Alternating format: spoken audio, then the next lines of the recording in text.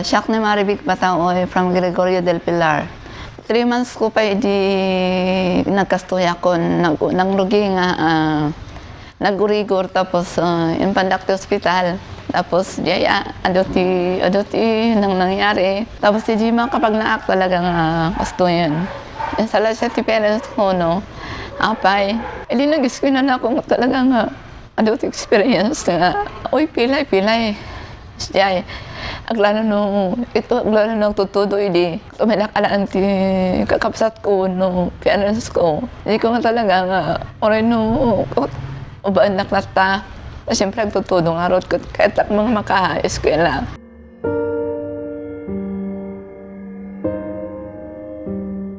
Masapak nga grubat di balay tapno, anak ko lang alang malala di school. Tanong kasi ng mga magnaakton, adong di mang lalait king kang pilay. Tapos di mismo mabarkada ko no, di ka kasinsin ko, isakit dakmat, iso dati makiapak kanya da. Kasi tuman no, ada kami tuman di nagtiskwelaan kasi natla, ang gana nga makaungot di estra. Tapos many years nga nagigianak di balay nga adong ti na susurok di balay ta. Umay dakmat di amok mabarkada ko umay dakmat. Sursuruan nga batiskelaan. Kinasaan ikanak ti dagdi mabasa-basa. Hasta di kakapsat ko. Sursuruan dakmat. Ang gana nga adamot ti nakamamo di tita mi ije nga panada nga ingka di bagyo ta manayonan pa dagiti amo mga sursuro kunada kanya kiti.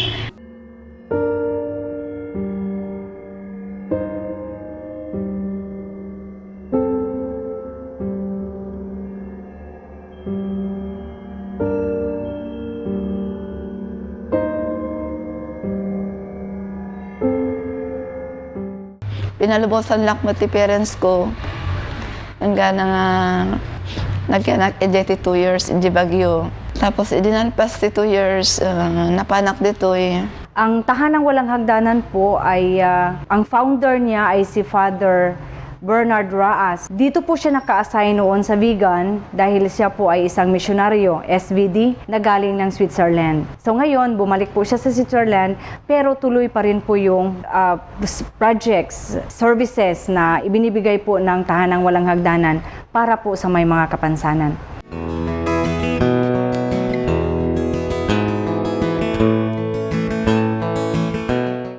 Hindi ada kami man dito kasi manan ato manan ti manglait kanya mi idi nga tamo da pay ket agpalpalama kami. Kasi ti amo da dito ket talaga nga dilatan at amo da nga pagbiag mi. Ngam idi da mga babarkada min. Umay damat ije tahanan para ije sangot ko sa office idi pala ang umay damat ijay. Umay da kinit kita ket no kasi nga madung da nga lalaitan da kami. Baga damat ada pagpirukan da ti kananda kunada ang gana nga siyang ganan ang sinmardin damat tun ang ganatla.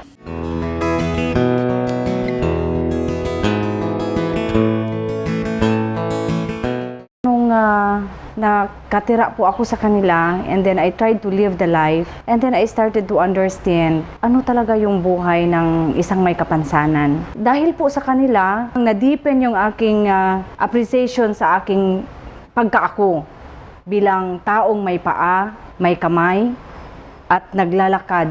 Si Marivic, siya po yung talagang alam din po niya ang gawain dito sa handicraft. At saka siya din po yung aking nire-request pagka may transaction sa labas kasi nakakalakad po siya. Hindi po siya palaging naka-wheelchair.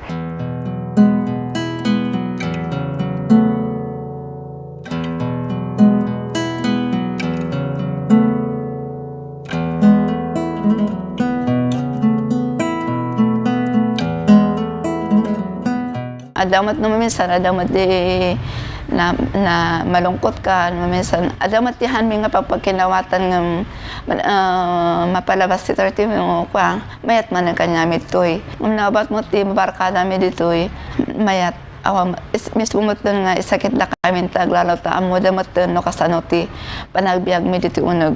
So nga dakal ti yaman mi kada father kada sister itulong da kanya mi.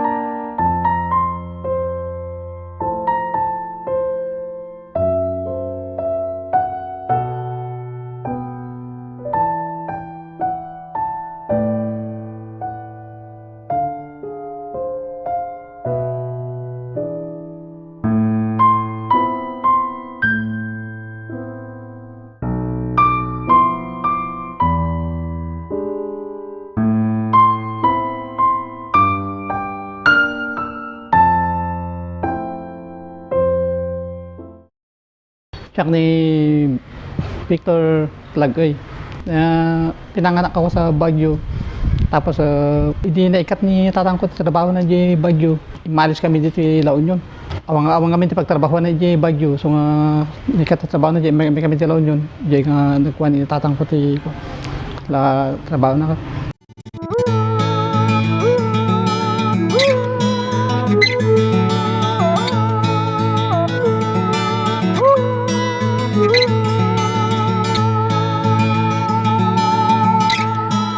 Siway pa nagbaling ko ang kasoy mani pwede di 1 year di naiyanakak. Ag may isang taon ko kanu nakaptanak kanu ngam di Baguio tinakakuan na ito nakaptanak kanu ti sakit nga pulyo so dadyan may panakan sa ospital ito sa bila kanu ti ospital ingana nga di kumarong ingana nagbalimutan nga kastoy lakim nagiti sa kimapsot ingana ni haning nga dumakker unti inino ti kimapsot nga dumakker ingana kastoy nga di anak kanu pa nga nagkastoy met kamat magnaak nga praktisa ka magna di dinapang kami di La Union imalis kami di La Union so dadyan panagwak ti kabibiyag no. Siyempre, damo di kita danak jay may ka baryo. Siyempre, makuha ti baryo kuno ko ka adari kita baryo nga makapan iti ko ka jay. No pasali bumabada nga mapanda jay sentro ko Ala mapapala na ka kuha. Mapapala na ka nga hanak mo ti makapan jay papananda. So da jay hindi nga kas jay. Adara tawa panakaapal ko jay. Adamo ti panagkuha nga kala nung tawing dado naragsak ka dyan saan kado adama dyan panagkuhan maliday ka dyan siyempre kanahin mo kung panawan na ka sang patanda ka.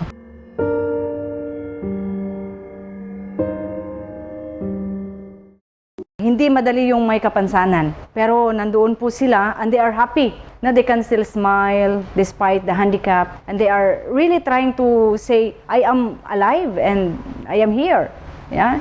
And I am a part of the society.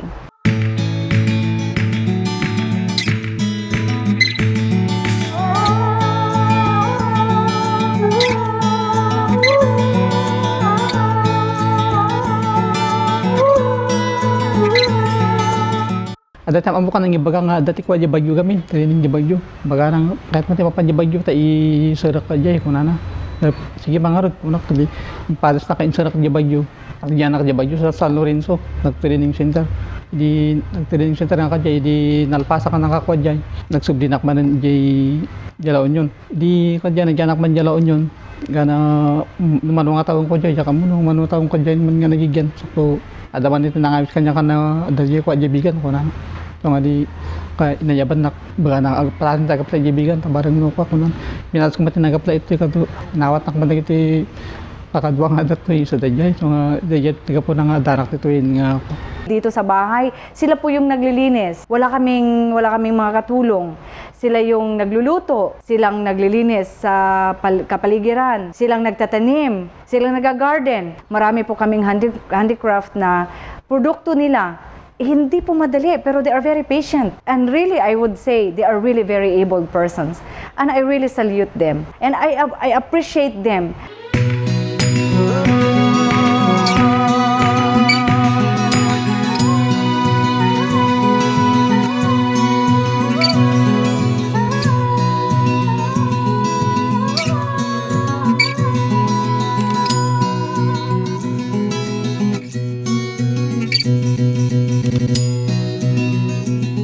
Dito ay takal mati banag nga nakwakte ti ta aduma digiti banag ano susuro kon adre madigiti babarkada ko mga kaslan nam amo ka di nga makatulong kada nanyaman nga banag ke la ipayanda ka mati di talaga takal nagbaliwan na no idilig dati nga ta siyempre kun dito ka daka iti sentro mo bali nga makapulapol ka ti oran nya nga tattao dadu mga tattao mapulapol mo kan ang kang papatinggal ta diyan yung tikat makapangkatigat mo makapangkati ti pasyar ka iti nya kat mo lawlaw makapangkad.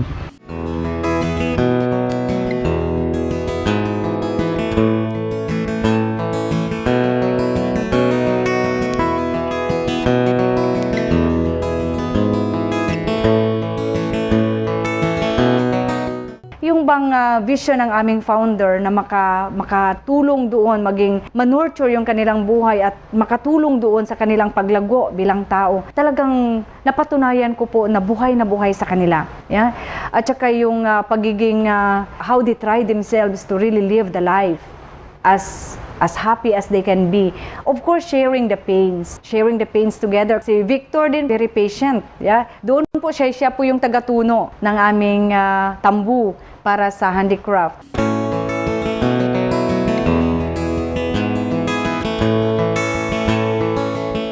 Agyam-yaman kadigay aming tatao nga tumutulong kan nakaipay man kanya katulong kan kasama ka rigiti sumasaro nun to pay nga matulungan da sister agraman da father kan may sapay ti apo tayo nga namarso.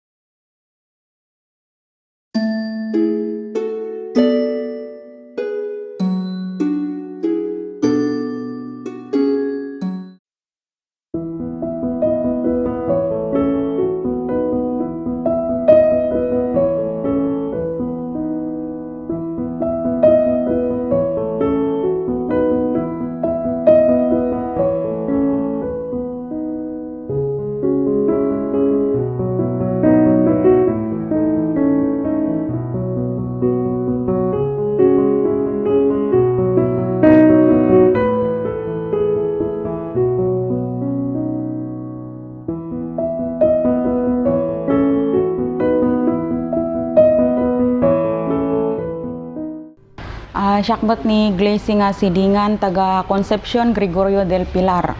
Idi basitak ngamin ko na naninanang ko kat 3 months sak idi nagconvulsion nga talaga nga totally nga gulay akon kasi tamo dahanak nga agbiagan so nga di ay padi ti in medyo balay mi nga inkwadak lang kano ti planggana tap nagbiagak nga idi maimbagana kon nag-half body dato bagi kon. So nga 3 months sen hangko nga napadasan ti magnan. Ta syempre no 3 months kunan ninanang ko dikot mapatakdernak idi di ba din nasikil nga ubing kunan idi nagsakita kon nagbalin nga awan na nagsinga dagiti kastoy ko.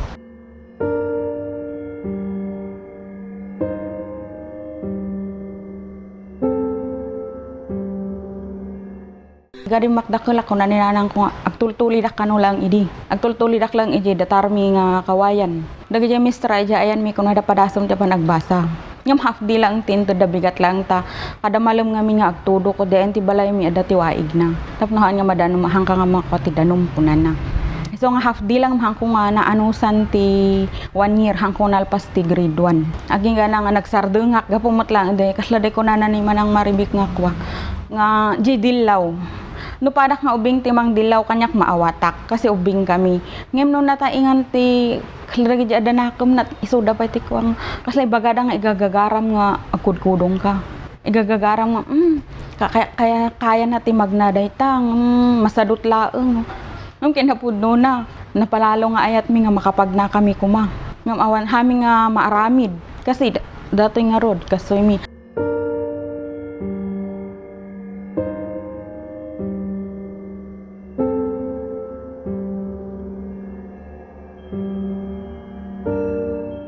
mag-imagine mo nga daka Jenny tengteng nga ti kabanbantayan tapos mapanpanawan ka awan pulos ti awan ti makita makasla nga sumaruno nga bigat mo ije no hangkang nga agkuti kasi kiti karigat ije ayan mi.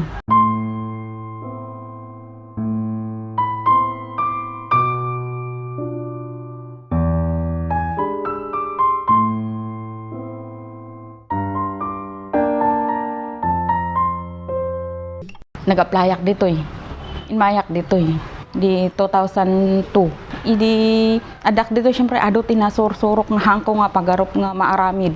Kasla ko may disimang putak iti kakunada kat isudat ti agbagat, isudat ti agiduron. Ija balay ha angko nga inububrada ti talalaki nga kakabsat ko. Pagila pa nga agkwak idi nadadagsan agluto akla ang ti ubrak ija balay idi nga itugda. So kanak pinalpaliiw ko ni mabalin mo't gayam uray no pilay ka. Han lang gayam makasiti ko. Ado gayam ti mabalin mo nga aramidon na dakay ti kakadom mas free ka gayam.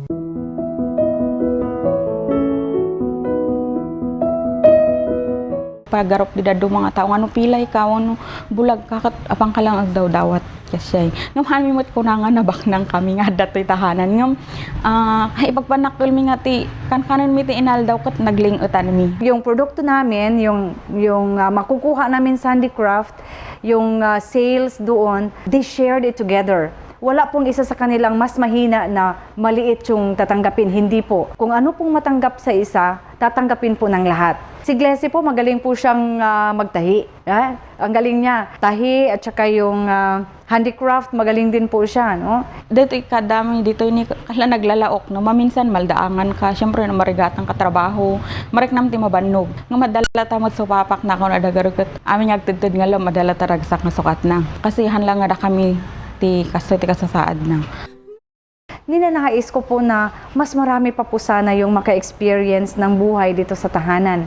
Na hindi lang po sila nagtatago doon sa kanilang bahay at nahihiya dahil nga may kapansanan sila, pilay sila, hindi sila makakalakad. Hindi po. Dahil kahit po hindi sila makakalakad, may buhay pong naghihintay sa kanila. We will be very happy to share with them our life kasi po yung buhay na ibinabahagi namin para po maligaya yung isang may kakulangan sa kanilang sarili. Na dito po sana mapupuno nila mas marami po sana silang matutunan at mabubuhay sila sa sarili nilang sikap tulad ng normal na tao na nabubuhay sila na sila yon, alam nilang sila yon and they can be very proud of themselves.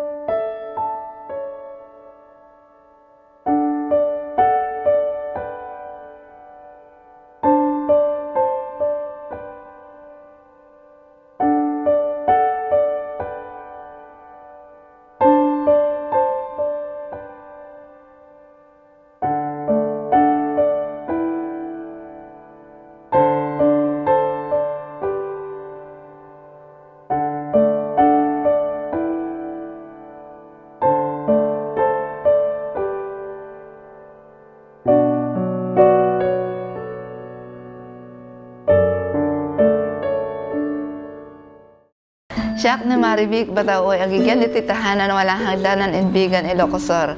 Dahito iti biyag ko. Siyak ni Victor Lagay, agnanay dito itahanang walang hagdanan, bigan Ilocosur. Dahito iti biyag ko. Siyak ni Glessy nga sidingan dito yak nga agnanaud ta dito tahanan dahito iti biyag ko.